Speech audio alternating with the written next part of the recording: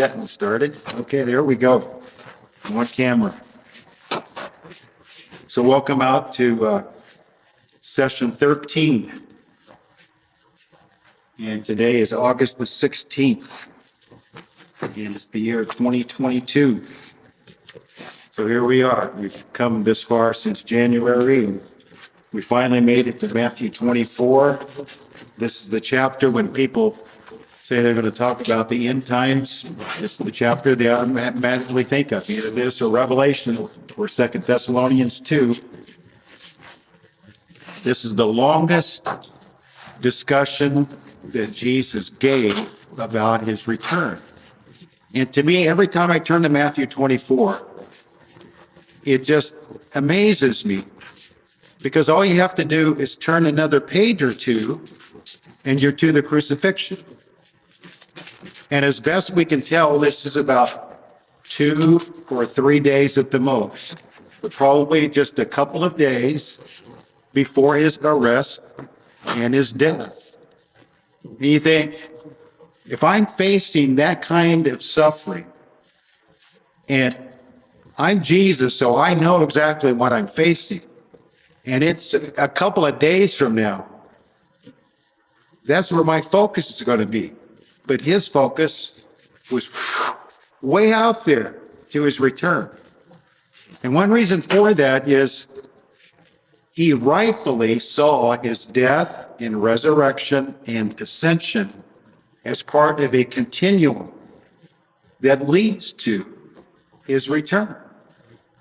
And so in his mind, he could face death, anticipate the resurrection, but already be looking forward to his return many centuries later. And that's only God could do that. And only someone like Christ could look beyond the cross. And I think another reason why he could is that only he could understand that what the cross was purchasing, not just my personal salvation, but the redemption of entire creation. And that's going to become a reality at his return. So, facing his death, he could see what it was going to guarantee way out there in the future. And so, while that would be overwhelming on our minds facing the next couple of days, he took the time to sit on the Mount of Olives, looking at the city of Jerusalem, looking at the temple. And his disciples came to him. They start pointing out all the beautiful buildings, and especially the temple buildings. You know, that temple building that he had just cleansed a few days before, chasing out the money changer, turning over their tables, grabbing a whip, chasing them out. That building, and they were trying to describe the beauty of it. And here were these fishermen, tax collector kind of guys sitting next to him. They were the temple. And to Jesus, he saw them as beautiful, not that building over there. Because he had already declared it desolate. Your house is left unto you desolate. The glory had departed. Ichabod had already been written over that temple. They had turned the house of prayer into a den of thieves. So yeah, it was a beautiful building. But did they really think Jesus would be impressed with the beauty of that building? No, his love was elsewhere already. His love was with those sitting next to him. And they didn't understand that. And so this transition was taking place from that Jewish temple building that God chose to dwell in when Solomon built it and dedicated it, to now he was with his disciples. And being with them means he chose to be with them instead of down there in that beautiful building. Now, he wasn't impressed with it at all. That building had broken his heart. And so he's up there on the Mount of Olives. He's looking at, you know, what was the first thing Jesus said after he spoke about deception? And goes on to talk about other things, but the very first thing he said before he started answering their questions was in verse 2. Not one stone is going to be left upon another. So what a reply, huh? Jesus, look at these beautiful buildings. Well, let me tell you something. Pretty soon, there's not going to be one stone left on top of the other. In other words, this is destined for destruction. And yet, to you, I have said, the gates of hell shall not prevail against you. This temple is going to be destroyed. So my goal tonight with these handouts I gave you, and again, I love this 7, then 8, 7 plus 1 equals 8 equation that's all through the Bible. And I mentioned last session that anytime you see 7 in the Bible, and in prophecy, 7 is everywhere. Whenever you see 7 in the Bible, you need to connect it. In Hebrew, the word 7 comes from the same root word as oath and swear.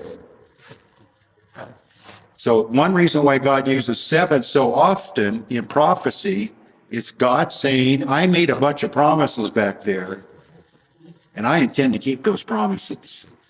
And every time 7 comes up, just think in the back of your mind, this is God saying, I swore something, I made an oath back there, and I guarantee you the return of my son, those promises are going to be fulfilled. And so he's dealing with his return here. My goal by using 7 plus 8 on this one handout, you should have 2 handouts, by the way. Do you have 2 handouts? One's on deception, just for your own. I love doing these. I do this a lot in my Bible studies with words or ideas in the Bible that are carried all the way through. Just do a landscape paper and do about 3 or 4 columns, ever how many you want, and just start plugging into verses. And so with this handout on deception, column from the Old Testament, column from the words of Jesus, a column from Paul, a column from John. And it just helps you to see, one thing it helps you to see is the Bible is a unified book with a single author. For instance, the first verse in each column is a quote or is a reference to each other, isn't it? In other words, they're all quoting Moses. As I've said many times in these lessons, Moses is the foundational prophetic voice. Of course, God through Moses. All the later prophets, David in the Psalms, in Isaiah, all through Malachi, and then the New Testament writers, they keep reaching back to Moses and quoting him.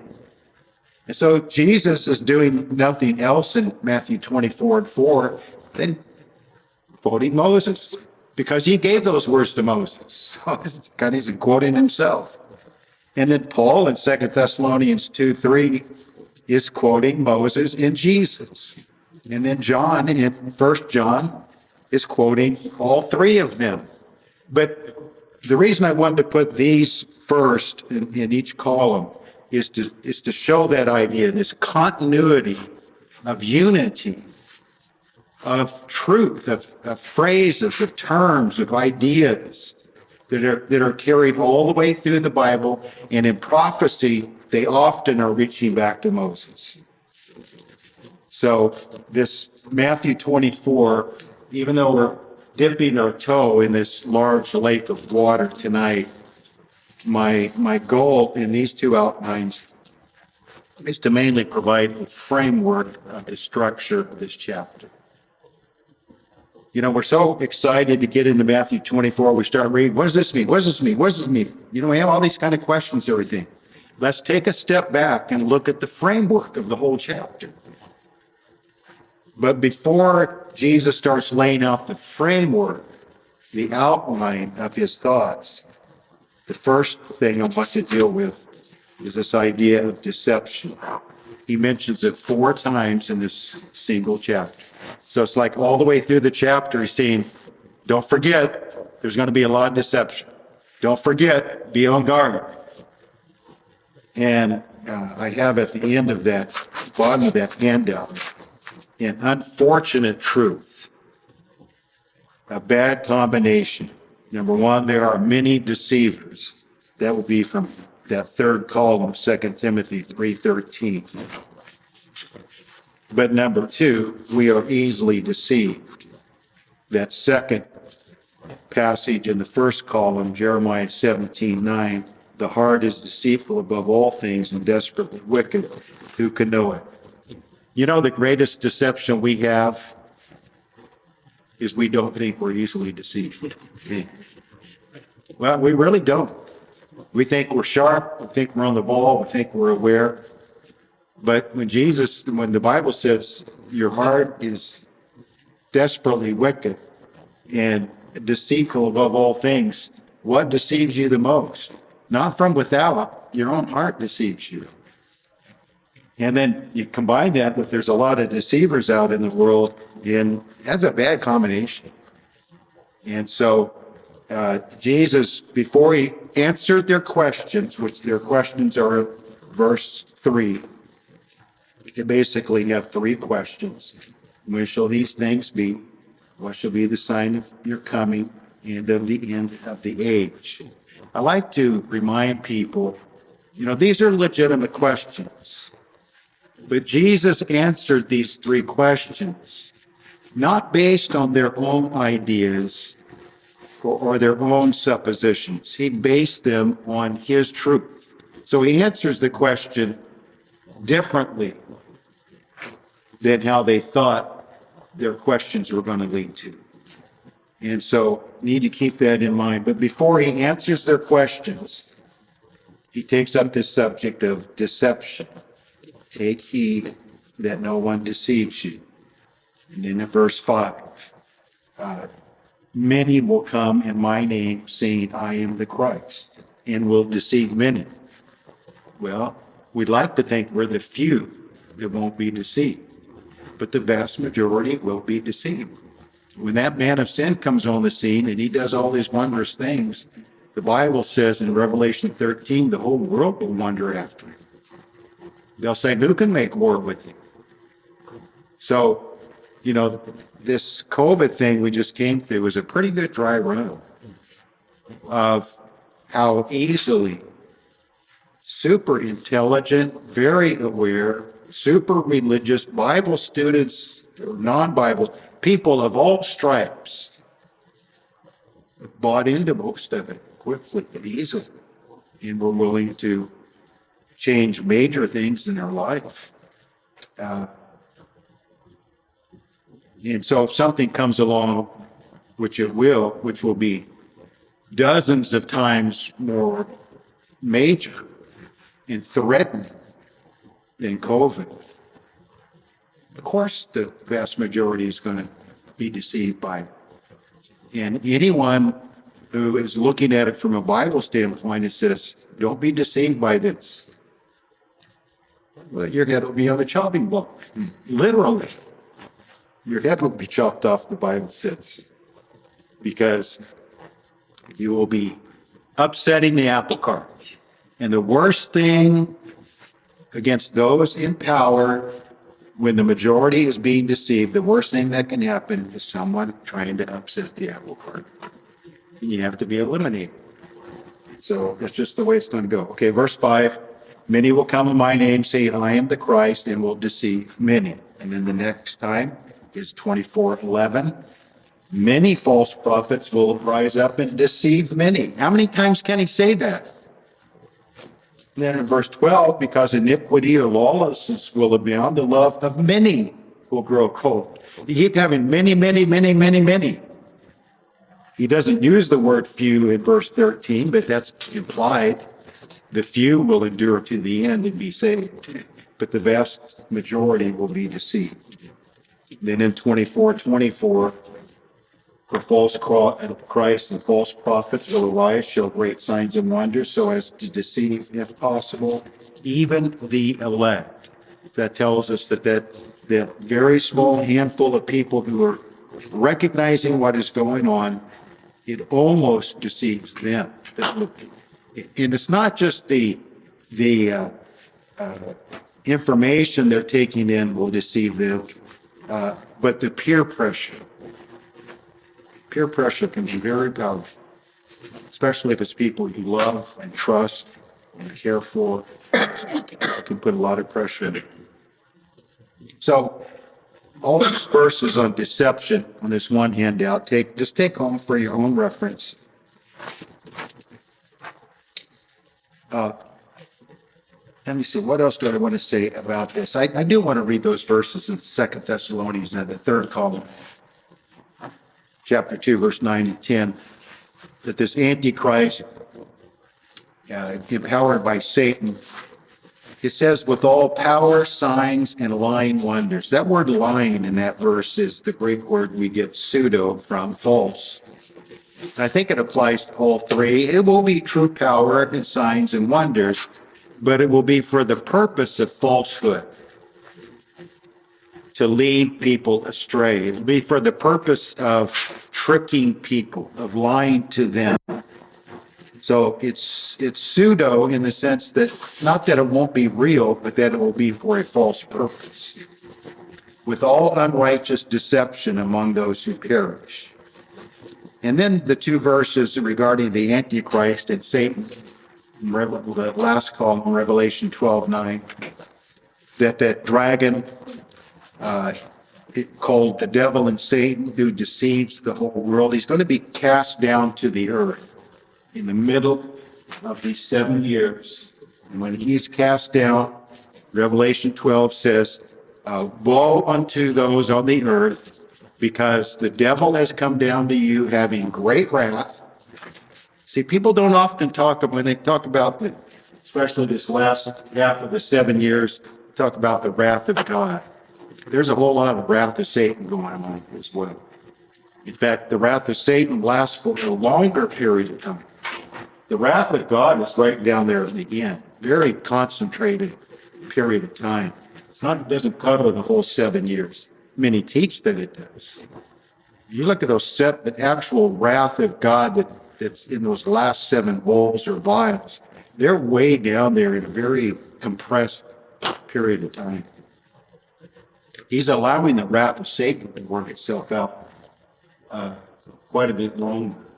And we will not escape the wrath of Satan. Now, people love to talk about we'll escape the wrath of God, meaning that we're going to be gone into heaven. But God's not going to allow his people to escape the wrath of Satan. It talks about saints having their heads cut off because of their faith. And then in chapter 13, in verse 14, the false prophet and the Antichrist, he deceives those who dwell on the earth by those signs. So those false signs and wonders, 2 Thessalonians 2, will be used to deceive all of those who dwell on the earth. So, as I often say here, deception is not really good deception unless it really deceives people. And it's a simple statement, but if you can see through it real easily, if you can pick up on it real quick, it's not good deception.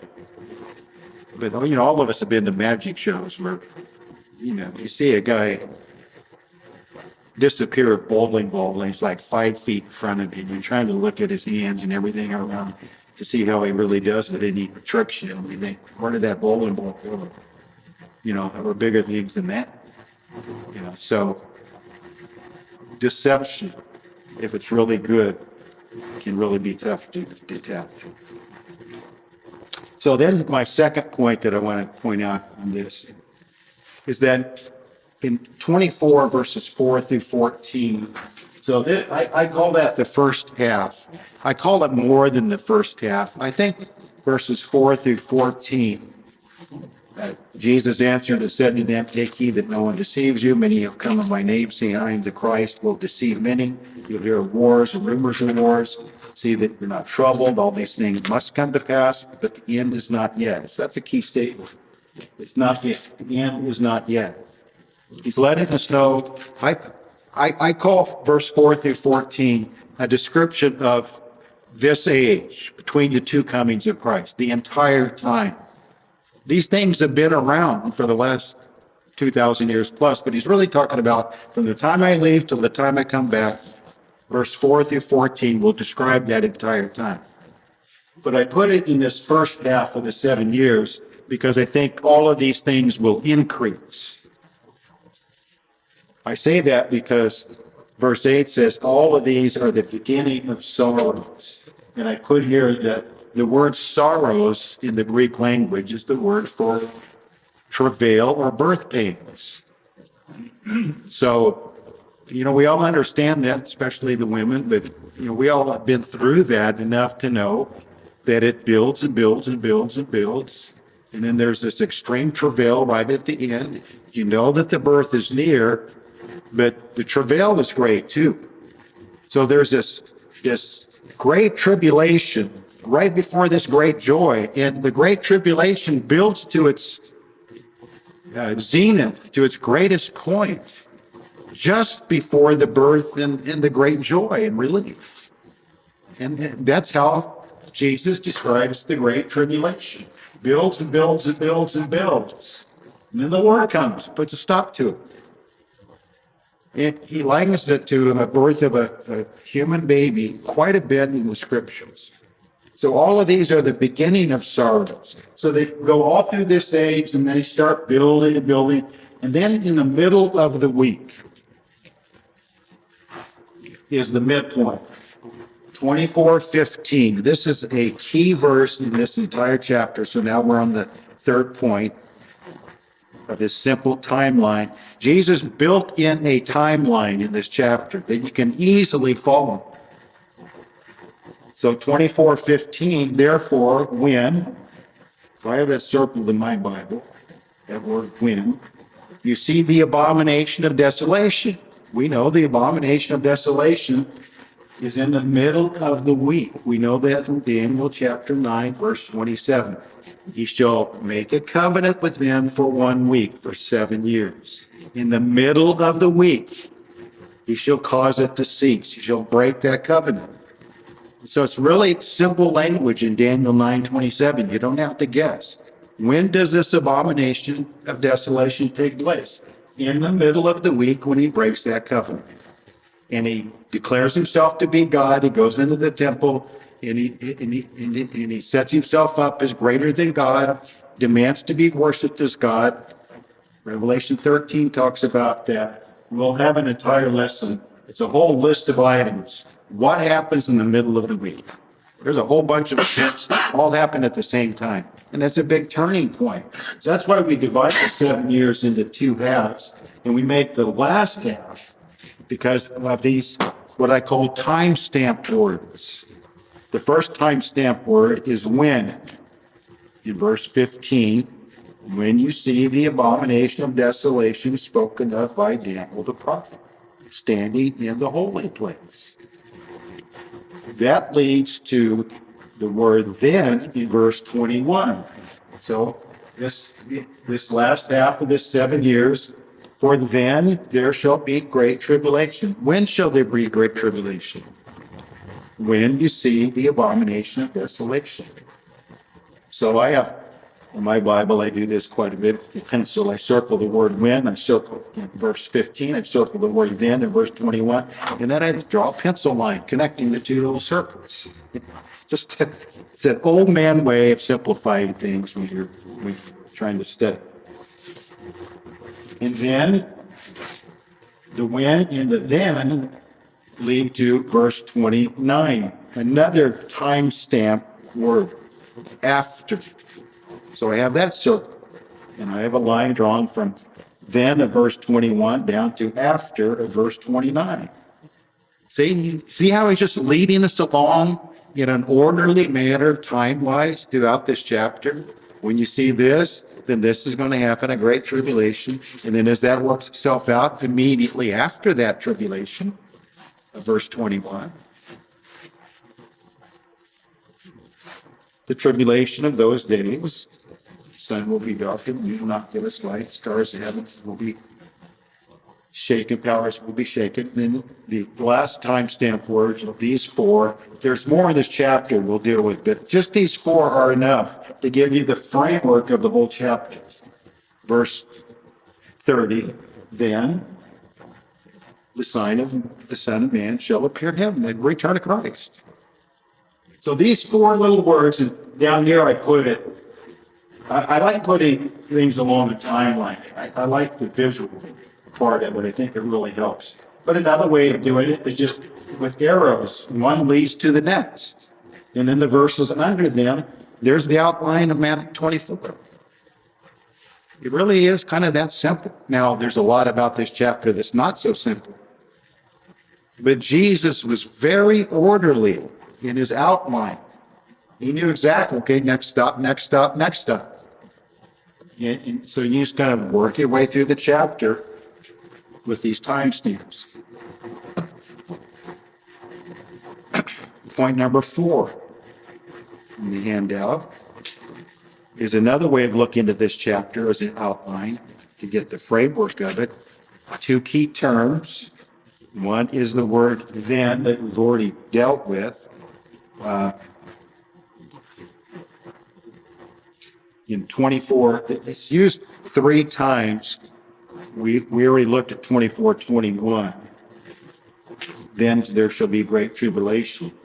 But another thing that is triggered by the when, verse 15, is the then, verse 16. In other words, hey, when you see this, run for the hills. Then let those who are in Judea flee to the mountains. Of course, a lot of this is written in the language of that day. You know, it's just a way of saying in our day, you better find somewhere to go. Get out of there. Find a place to hide. Find somebody to protect you. And that's where Revelation 12 comes in with God prepares a place for them in the wilderness to protect them. The earth protected them. The earth fed them.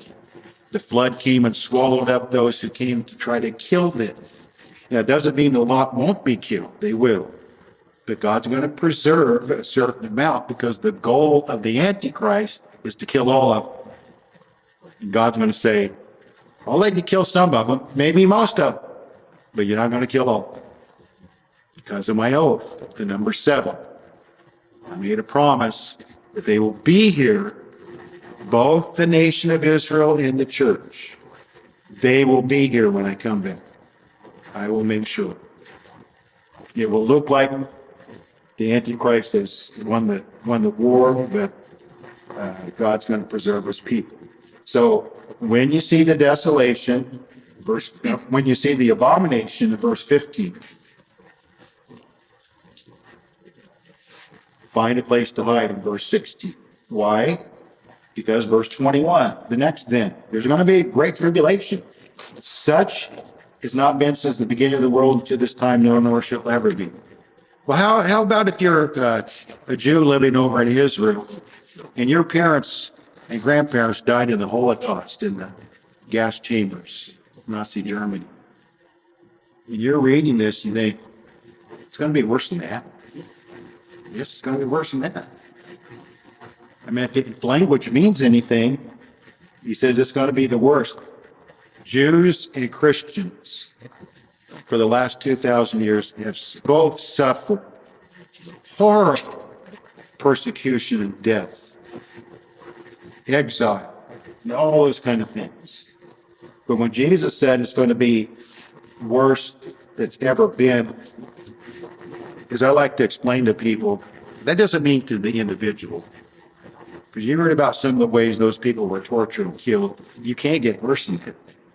You can't get worse than the way some of them were tortured for days and days and days and days and slowly stripped of their fingernails and toenails and their skin and their tongue cut out and this and that and every other thing until about a month later they died. Excruciating pain for a month. You know, the Bible says the main way in the Great Tribulation is through beheading. Man, that sounds great compared to torture, doesn't it? Give me a beheading any day. So when he says such has never been, he's talking about the scale of it, worldwide, not not regional or not in just one little area. It's going to be all around the world. And then he says in verse 22 twice. Well, that's not what I'm wanting, is it? Verse 23, excuse me, getting myself confused. Another then. Then if anyone says to you, look, here is the Christ, or there, do not believe it. What I'm trying to do with these words then is to show what happens between verse 15, the word when, and verse 30, then the sign of the Son of Man will appear. So what I'm saying is that all of these time event stamp things in between is what takes place in between, from here to here.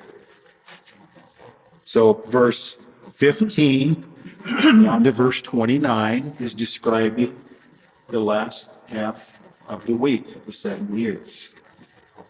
And then the other term, descriptive term, is the word those days.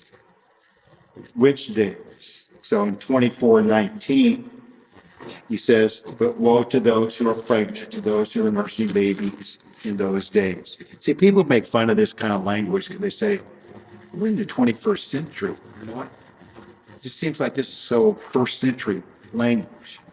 Well, he's telling it first century language, but you get the idea behind it is that when things start falling apart, truly falling apart, you really don't, being pregnant is not going to be a fun thing to be.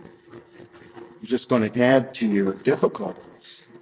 And if you have a little baby you're taking care of, it's not just you and your husband. How are we going to protect this little baby? So he's using that language to describe what's going to happen in the future. And then those days mentioned twice in verse 22, unless those days were shortened. We don't even know what that means. Some say that means 24-hour days are going to be short to less than 24 hours. That's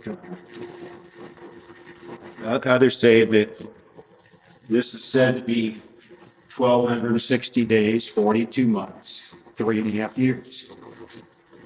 That God may shorten that to a period slightly less than that. Not a lot less, but maybe slightly less, because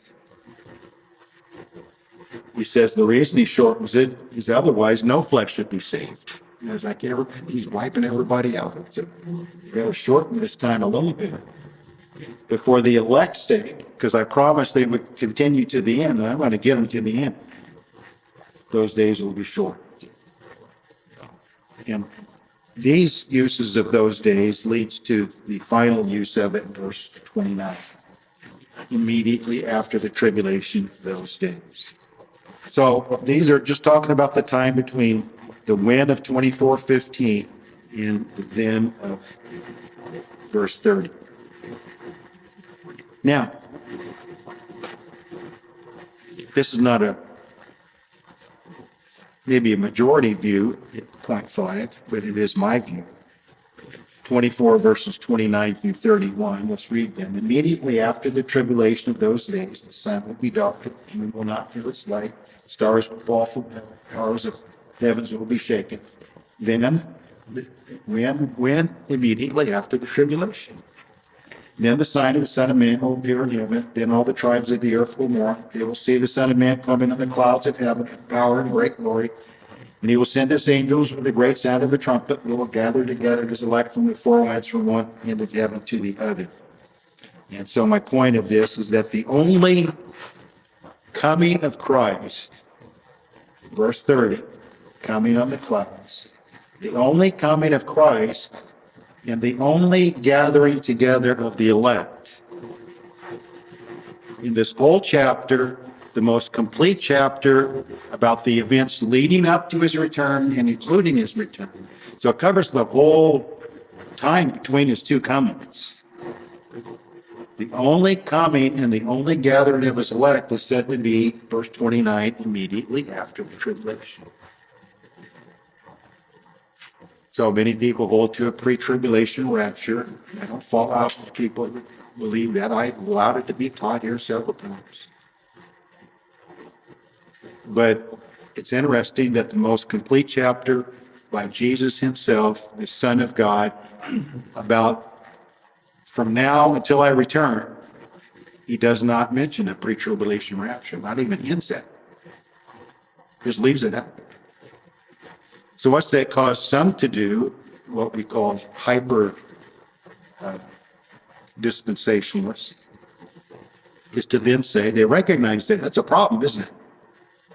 Jesus' own words in his most complete discourse on that subject completely leaves it out. How can that be?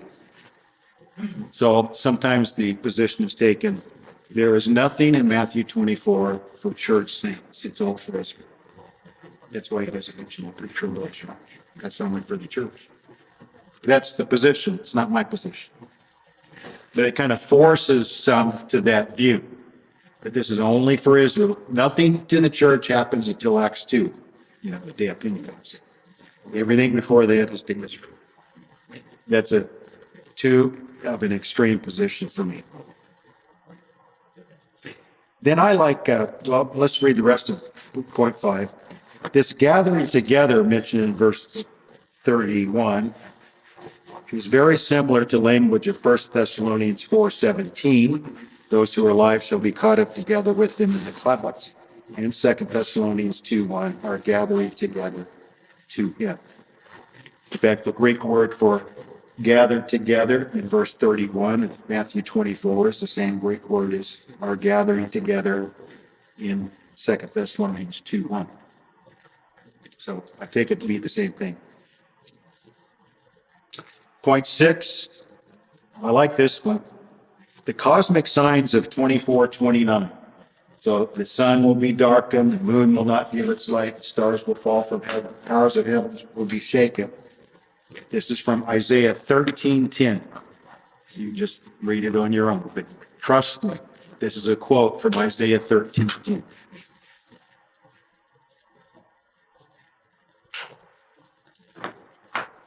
It's said here in verse 29 to be immediately. I like the word immediately because it is immediately. Because he's got to scrunch a whole bunch of stuff together. Immediately after the tribulation are the cosmic signs. But Peter, in the day of Pentecost in Acts 2:19 and 20, which is a direct quote from Joel 2:30 and 31, and I'm just going to turn over and read that. I'd like you to do that with me if you would. Acts 2,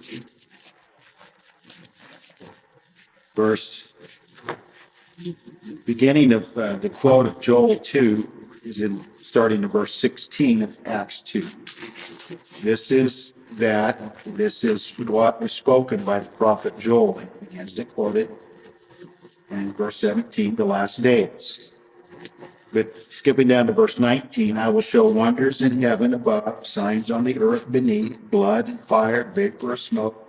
The sun will be turned into darkness. So that's, again, Isaiah 13:10, the cosmic signs. Joel picks up on it. Jesus picks up on it. Now Peter's picking up on it. Same thing. The sun will be turned into darkness, the moon into blood, after the tribulation, but before the day of the Lord. That's really like an important point. Because many people make the day of the Lord the entire tribulation. But you put these two verses together, the cosmic signs happen after the tribulation, immediately, because they're squeezed into a real short period of time. But before the day of the Lord. So the day of the Lord has to be after the tribulation. What other conclusion can you make? And so the day of the Lord is his actual return. Because on that scale where we have the 7 days, that seventh day, which is 1,000 years long, is the day of the Lord. And it begins with his actual return. It does not cover this entire tribulation period.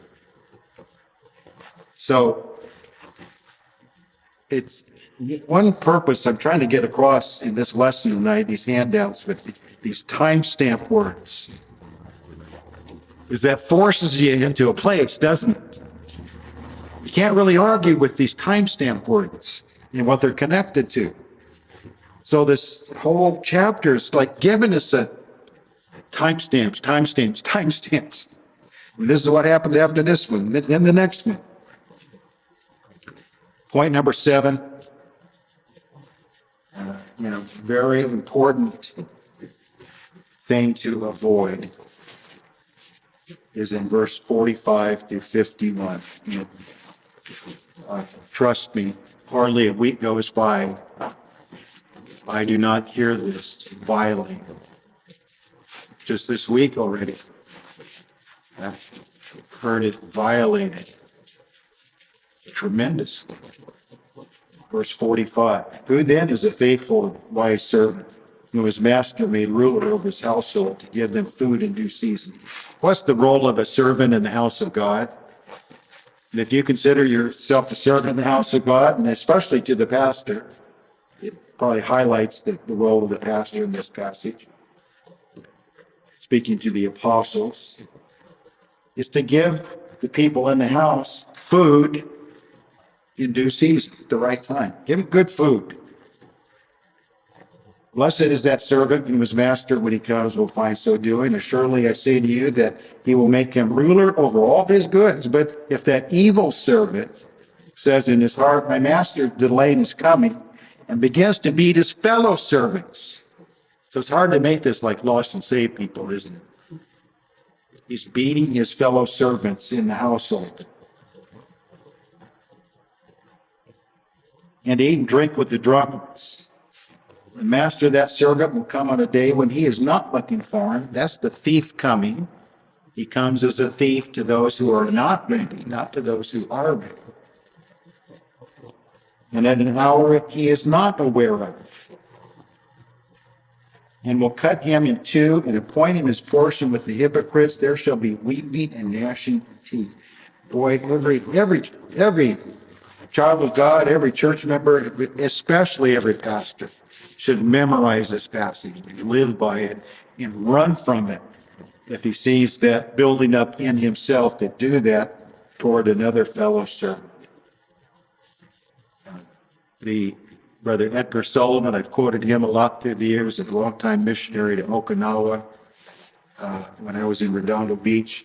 And he would travel the world, he would travel the country preaching, and he would see all this stuff. Just saw this mess everywhere. And he said, one time he said, the best thing that could help the Lord's work is for one man to pastor one church. That really stuck with me. It's not my business to straighten out another pastor in another church. We've got enough to take care of here. So anyway, it's an important thing to avoid. It's a dire warning that's being ignored by many. Then my bonus, 7 + 1 = 8, was all the way back to verse 15. Therefore, when you see the abomination of desolation spoken of by Daniel the prophet standing in the holy place, whoever reads, let him understand. A lot of people make that like that parentheses part, make that like a personal commentary by Matthew, or something added later. No, this is a command by Jesus. He's saying, go to Daniel. If you want more about what I'm talking about, you go study the book of Daniel. Isn't it interesting he chose Daniel? He could have chosen Isaiah, he could have chosen Jeremiah, Ezekiel. He could have chosen any of the prophets. There's something about the book of Daniel that gives us answers that no other prophet book gives us. So the command by Jesus, if you study Matthew 24, verse 15 ought to jump out at you. You ought to say, I think I'm just going to stop and go to Daniel for a while. Because that's the advice by Jesus. And when you go read it, understand it. And when you understand it, come back to Matthew 24, and the whole chapter is going to open up to you much better than if you didn't go to Daniel. Isn't it a good piece of advice? It does a couple of things for us. Number one, it tells us where more answers are about this abomination of desolation, because he just mentions it and goes on. Daniel talks a lot about it. Several places in several chapters, Daniel deals with the abomination of desolation. The other thing it helps us understand is Daniel is one of the most criticized books of the entire Bible. And many in the religious world say that because of what Daniel speaks about, all these coming world empires, and he names them by name, how does he know what the name of a coming empire would be? So they say Daniel was written later, looking back, and it really wasn't a single prophet writing all this information. One thing Jesus, referring to Daniel, tells us is that Jesus considered him a true prophet and considered what he wrote in his book to be worthwhile to go over there and read. It's not a fable, or Jesus wouldn't have highlighted him so strongly. I'm so proud of myself. I got done early. And so I think what I dealt with tonight might just generate some good questions and discussion. So if you don't mind stopping this, Steve or Gary, and I'll stop this, because people will only be hearing my brilliant answers and they won't be hearing any of the questions.